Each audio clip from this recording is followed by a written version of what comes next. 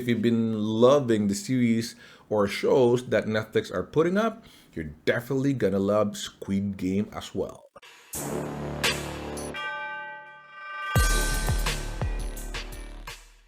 What's up YouTube, this is your boy G back in another video. Today we're gonna talk about Squid Game. That's right, Squid Game. So Squid Game is the latest bomber from Netflix, was just released last September 17, 2021, so a couple of days ago. It's a South Korean survival drama. Now, when I say survival drama, it really is a survival drama. And it's both written and directed by Wang Dong-yuk, basically who directed the original Miss Granny. Premise is basically fresh, something that will make you think you already seen, but not quite. It tells a series of 6 games with some twist, it's children's games, that is, with 456 people playing. Imagine that's a lot of players, right? 456 players. All right, but in our traditional way, we're gonna talk about story, acting, presentation, kind of like the sounds, cinematography, and all, and my overall thoughts about it. Story. Now, story is very fresh, very engaging, and the most important, captivating part of the series. It's something in between or along with Alice in the Borderlands and the Belko Experiment, if you remember that movie. But the mechanics is absolutely fresh and unique and captivating. It definitely touches our heart, at least my heart, because of the children's game, especially on the last 3 episodes. Man. Make sure to watch that. Acting. Acting is where this shines the most. I don't know what they're cooking in Korea, but man, their acting is getting crazy. It's superb, it's over the top, and I just can't explain it. Something in their faces, when they act, they're like their gesture on their face, when they like puppy eyes like that, something on their faces really catches me, touches my heart. Really, really good acting. If there's something that I'm gonna complain, right, like being nitpicky and all, I think it's about shouting, yelling. I don't know if it's just normal to Korea, if it's like language thing or something, but here on this series, there's a lot of yelling, a lot of shouting, especially from the main protagonist. You might think he's like overacting at sometimes, he's just yelling. It's just really like angry or like very emotional.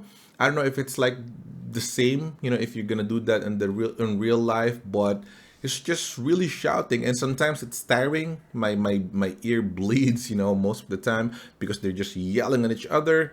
But just, you're gonna forget that, you're gonna forgive that, but just, just to point that out. Presentation. Now, presentation is really awesome here. You will often wonder if it's like low budgeted series or a high budgeted one.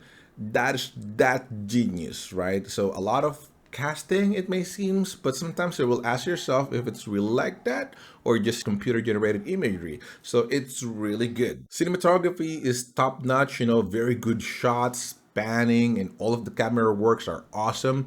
The usage of color here is insane. It's very different, right? Because you're gonna get used to some movies or some series, but the usage of color here is very playful, true to their nature, right, of kids game.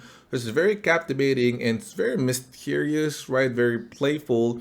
That will add up to the tension and to the thriller of it. Music and sounds are pretty awesome as well, right? Like especially the audio, like the dialogue again, a couple of shoutings there, but the audio cues is really good. You will definitely hear every shattering of the glass are like nerve wracking, right? When you hear that the glass is like breaking, it's like, oh man, what's happening, right? Of course, I'm not gonna spoil it, so you must watch that part.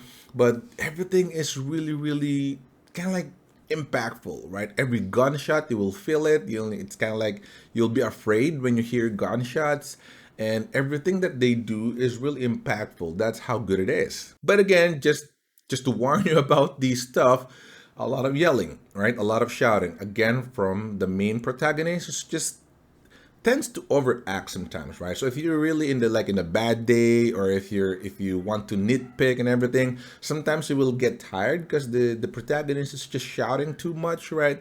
So yelling, it's like you will see all the nerves here, they're just yelling at each other. I don't know, again, I don't know if it's just supposed to be normal, right? Or it's just language stuff, or it's just really the delivery for the acting.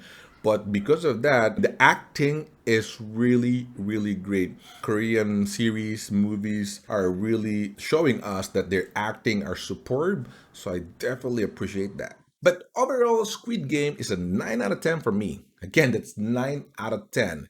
A definite must watch. It's not for kids, so make sure you don't watch this with your young ones. But it's definitely something out from Netflix. If you've been a fan of Netflix for quite some time now, you will feel that there's something Netflix here. You will definitely realize that it came from Netflix.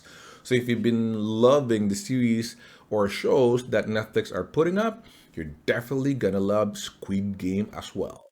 But that's all for today, guys. Thanks so much for watching. Click the like button if you like this video. Comment down below what game or what part do you like on this show the best. Me, I'm just gonna put it out there.